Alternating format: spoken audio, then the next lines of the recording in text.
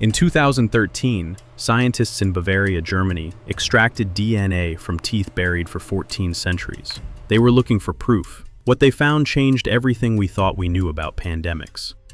The DNA belonged to Yersinia pestis, the bacterium that caused the Black Death. But these teeth were from the 6th century, 800 years before the Black Death existed. This was evidence of something history had almost forgotten. A plague that killed just as many people as the Black Death, maybe more. A plague that lasted not for years, but for 2 centuries. A plague that shattered Rome's last chance to rise again. And almost no one alive today has heard of it. This is the story of how the greatest city in the world died, and how one man watched it happen. His name was Procopius.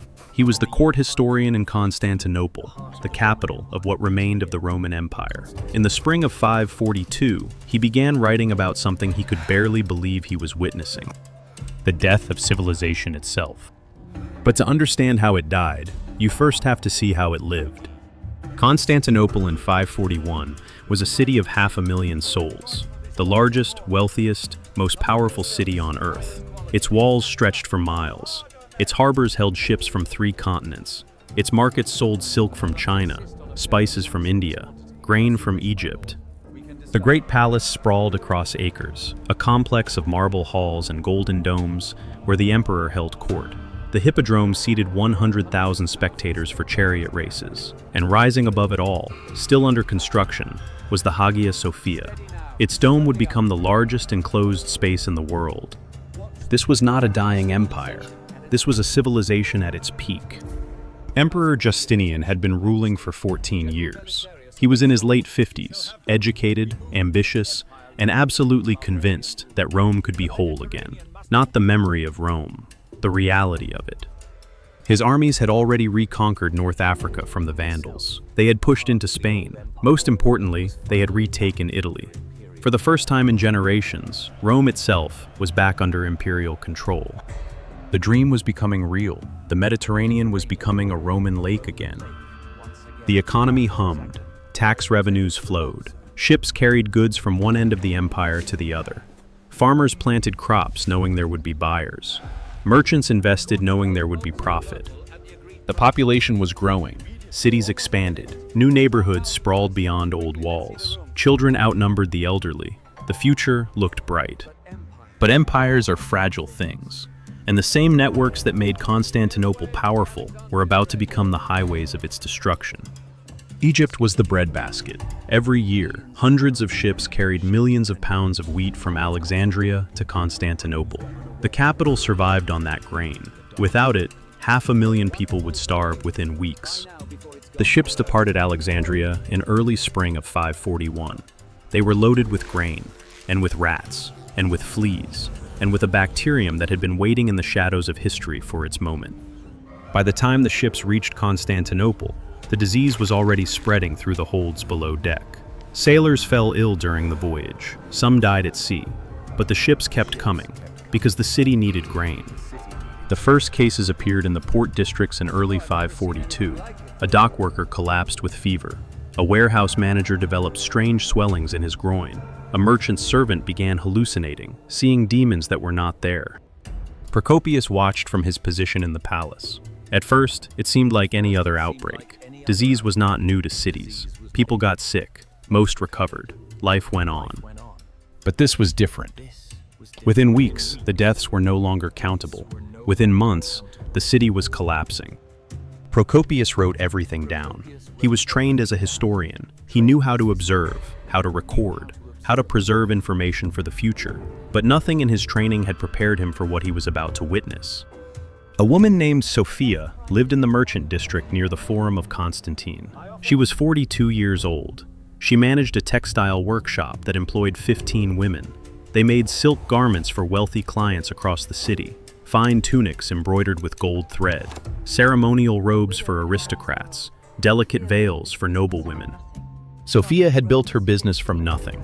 She was a widow. Her husband had died 10 years earlier in an accident at the docks, leaving her with 2 teenage daughters and crushing debts from his failed trading ventures. Everyone expected her to sell the workshop and remarry. Instead, she paid off the debts herself, coin by coin, month by month. She expanded the business. She hired skilled workers. She cultivated relationships with the wealthiest families in Constantinople. Within 5 years, she owned her building outright. Within 8, she was employing 15 women and turning away orders because she could not keep up with demand. She sent her daughters to learn with private tutors, something almost unheard of for women. She saved money. She planned for their dowries. She believed in hard work, careful planning, and protecting yourself against bad fortune. She had survived bad harvests, riots, fires in neighboring districts. She thought she had built something that could weather any storm. The plague proved her wrong. In late spring, one of her workers fell ill. A young woman named Maria, barely 20 years old, recently arrived from Antioch. She complained of a headache on Monday. By Tuesday, she had a fever. Wednesday, the swellings appeared under her arms, dark and hard as river stones. Sophia sent Maria home to recover with a week's wages and instructions to rest. She assumed it was a passing illness, maybe bad water, maybe spoiled food. Maria lived in a crowded tenement near the docks, where such things happened. 2 days later, word came that Maria was dead. Then another worker fell ill, then 2 more, then 3 at once. Sophia kept the workshop running. Orders still needed to be filled. The wife of a senator expected her ceremonial robe for a festival. A wealthy merchant had commissioned tunics for his entire household. Bills still needed to be paid, rent on the building, wages for the workers who remained, suppliers who sold silk thread and dye. Within a week, 7 of her 15 workers were sick. 3 were dead. The others stopped coming to work. They were too afraid. The orders piled up, unfinished. The silk lay on the cutting tables, untouched. Then, Sophia's older daughter, Elena, developed a fever. She was 19, bright, beautiful, articulate, engaged to be married in the fall to the son of a cloth merchant, a good match that would secure both families' futures. Sophia tried everything she knew. She brought in physicians. There were still a few who had not died or fled the city. They bled Elena to balance the humors. They applied hot poultices to the swellings. They burned frankincense and myrrh to purify the air. They muttered prayers and made vague promises they could not keep. Elena died on the 3rd day. The fever consumed her faster than Sophia thought possible. One moment her daughter was there, breathing, holding her hand. The next, she was gone. Sophia's younger daughter, Anna, was 16. She had been helping care for Elena, bringing water, changing bedding, sitting with her sister through the long, feverish nights. 2 days after Elena died, Anna collapsed with the same symptoms: the fever, the swellings, the delirium that made her scream about shadows moving on the walls. Sophia held her daughter's hand and watched the fever consume her. The swellings grew larger. Anna screamed about demons. She thrashed in delirium. She did not recognize her own mother. Anna died on the 4th day.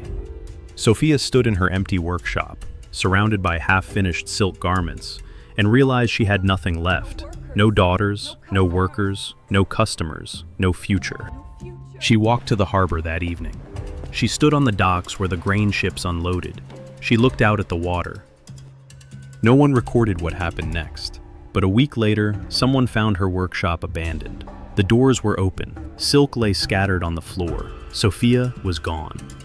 Across Constantinople, thousands of stories like Sophia's played out. Families destroyed, businesses abandoned, lives erased. And Procopius recorded it all. If you are finding this as gripping as I am, consider subscribing. We are covering history's deadliest pandemics, the forgotten catastrophes that changed our world. By summer of 542, Constantinople was a city of ghosts. Procopius wrote that at the peak of the outbreak, 5,000 people died every day. Modern historians think this might have been an exaggeration, but even if it was half that number, the scale was incomprehensible. 5,000 deaths meant the city was losing the population of a small town every single day. The systems for managing death collapsed immediately. Constantinople had always had procedures for burial. Priests performed rites. Gravediggers dug graves. Families mourned properly. But those systems were designed for normal mortality. 10 deaths a day, 20, maybe 50 during a bad winter. Not 5,000. The gravediggers were among the first to die. They were closest to the infected. By the 3rd week, there was no one left to dig. Families dragged their dead to collection points and left them. But the piles grew faster than anyone could remove them. Bodies rotted in the summer heat. The smell saturated the city. It seeped into every building, every street, every breath. Emperor Justinian ordered mass graves dug outside the walls. Work crews hauled corpses by the cartload. They threw them into vast pits, hundreds of bodies at a time, and covered them with lime. When those pits filled, they dug more and more. But it was never enough. The city turned to desperate measures. Old military towers were opened. Bodies were stacked inside, until the towers were full from floor to ceiling. Then the entrances were sealed. Ships were loaded with corpses and pushed out into the Sea of Marmara. Some were burned, some were just left to drift. Sailors refused to work those ships. Eventually, criminals were forced to do it. The stench of decay hung over the entire city. You could smell Constantinople from miles away. But the smell was not the worst part. The worst part was watching the city die in other ways. The markets closed first. The Forum of Constantine, which had bustled every day for centuries, fell silent. Merchants stopped coming. The vendors who remained had little to sell and fewer customers. Food prices exploded overnight. Grain that had cost a single coin now cost 10, then 20. A loaf of bread that once fed a family for a day now cost a week's wages. The poor, who lived hand to mouth even in good times, starved even faster than the plague killed them. The docks fell silent. Ships from other ports refused to dock. Sailors had spread the word, port to port, harbor to harbor. Constantinople was death. Trade routes that had hummed for centuries went quiet. The grain ships from Egypt stopped coming. The spice merchants from Syria stayed away. The workshops shut down one by one. Sophia's textile shop was not unique. Across the city, businesses collapsed like dominoes falling. The workers were dead. The owners were dead. The customers were dead. Buildings stood empty, their doors hanging open, their contents slowly looted or left to rot. The tax collectors stopped making rounds. There was no one left to collect from. The houses they visited were empty or full of corpses. The businesses they taxed were abandoned. The bureaucracy that had run the empire for centuries ground to a halt. Records went unwritten, cases went unjudged, inheritances went unprocessed. The machinery of government seized up like an engine without oil. Even the churches offered no refuge. The Church of the Holy Apostles, the Church of Saint Irene, even the great Hagia Sophia itself, filled with desperate people. Priests led mass prayers, their voices hoarse from hours of supplication. They carried relics through the streets, holy bones and pieces of the true cross. They blessed the sick with holy water. They performed last rites over the dying. And they died just as fast as everyone else, perhaps faster, exposed as they were to crowds of infected, seeking help that would never come. Some believers saw this as punishment from God. They performed public acts of penance, flagellating themselves, begging for mercy. Others abandoned faith entirely. If God allowed this, what use was prayer? The city watch was decimated. Law enforcement disappeared. Gangs looted abandoned homes. Thieves walked the streets openly. No one stopped them. No one could. Constantinople, the most sophisticated city in the world, was reverting to chaos. And then the emperor himself fell ill. Justinian developed a fever in late spring. Within a day, the swellings appeared. The court fell into crisis. If the emperor died, who would rule? Justinian had no son, no clear heir. Generals began positioning themselves. Factions formed. The empire teetered on the edge of civil war.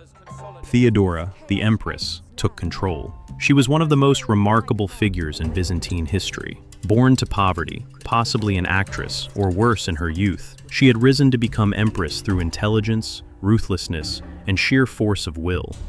While Justinian lay dying, Theodora held the empire together. She gave orders in the emperor's name. She crushed conspiracies before they could form. She prevented generals from marching on the capital.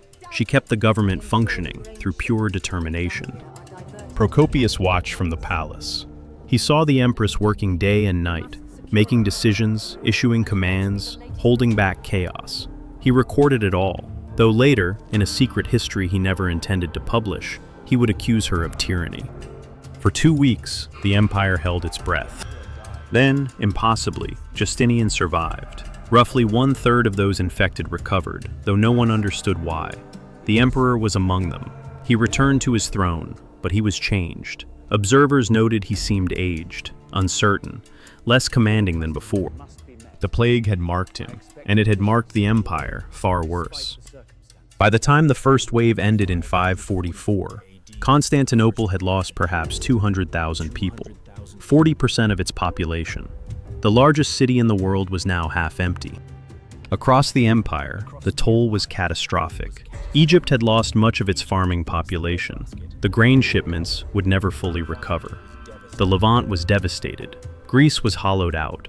North Africa, which Justinian had reconquered just years before, was crippled. Modern estimates suggest the first wave killed between 25 and 50 million people across the Mediterranean and Near East. Half the population gone in 3 years. The human cost was incomprehensible, but the consequences reached even further. Justinian's great project of reunification was broken.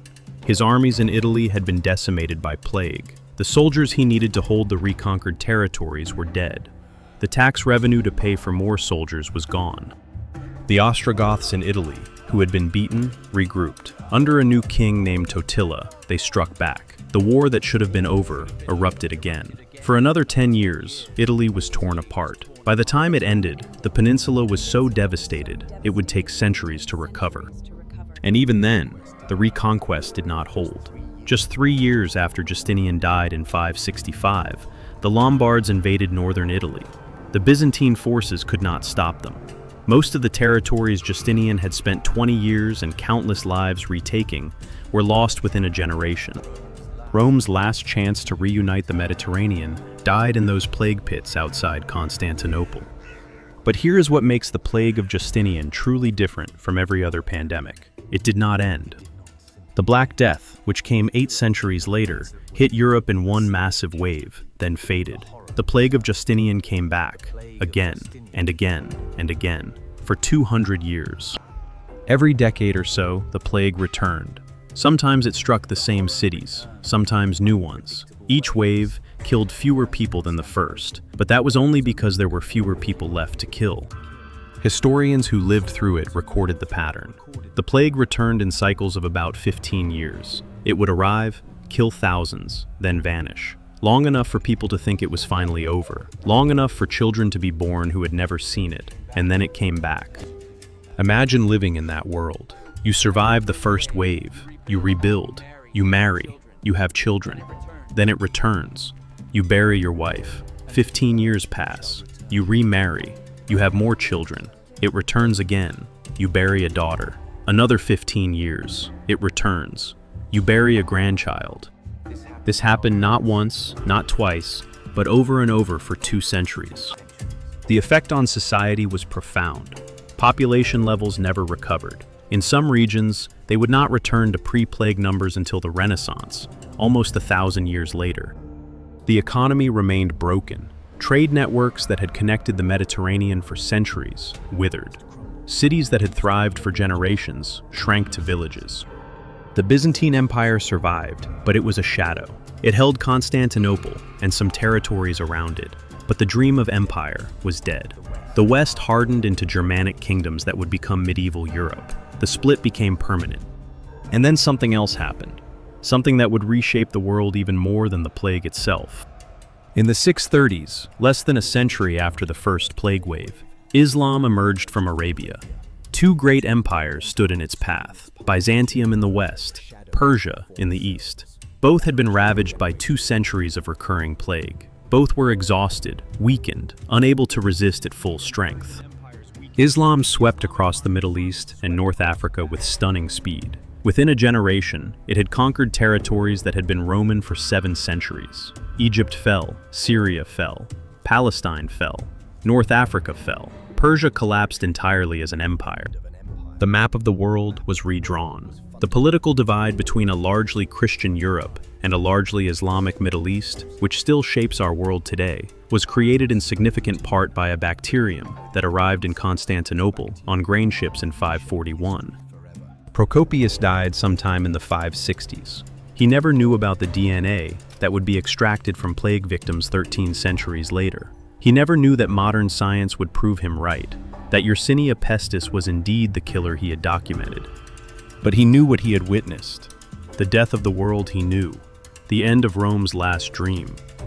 In his final writings, Procopius described Justinian as a man who seemed to bring catastrophe wherever he went. Some historians think this was unfair. Justinian did not cause the plague. He was as much a victim as anyone. But perhaps Procopius understood something deeper. That great plans, great ambitions, great empires can all be destroyed by forces beyond anyone's control. That history is not just made by emperors and armies. Sometimes it is made by rats and fleas and invisible killers that care nothing for human dreams. The Hagia Sophia still stands in Istanbul. Justinian's legal codes still influence law across Europe. But the empire he dreamed of rebuilding is dust. The 500,000 people who lived in Constantinople when the plague arrived are gone. The world they knew vanished. So what does this forgotten catastrophe teach us? Perhaps that our civilization, for all its sophistication and power, remains vulnerable in ways we barely understand. That the networks connecting us, the trade and travel that create prosperity, can also carry our destruction. That pandemics have shaped history as much as wars and revolutions, even when we forget they happened. The bacterium Yersinia pestis still exists. It lives in rodent populations across Central Asia and beyond. Occasionally, it still jumps to humans. A person in Arizona died from it in 2024. Modern antibiotics can treat it, but the disease is still there, still waiting. The plague of Justinian killed 100 million people. It lasted 200 years. It changed the map of the world. It ended Rome's last chance to rise. It enabled the spread of Islam. It created medieval Europe. And almost no one remembers it happen. But the teeth buried in Bavaria remember. The DNA locked in bone and enamel for 14 centuries remembered. And now we know. This was not just another outbreak. This was one of the deadliest events in human history. Procopius tried to warn us. He wrote it all down. He recorded the symptoms, the death toll, the collapse of order, the end of dreams. He left his testimony for anyone who would listen. We should listen. Because the lesson of the plague of Justinian is not that pandemics are inevitable. It is that we are far more fragile than we believe. That civilization can change in a single generation. That what seems permanent can vanish. But also this, we survive. Humans endure. Constantinople died. But Istanbul lives. The Byzantine Empire fell, but its people did not vanish. They adapted. They rebuilt. They found ways to continue. That is perhaps the truest lesson. Not just how we fall, but how we rise again.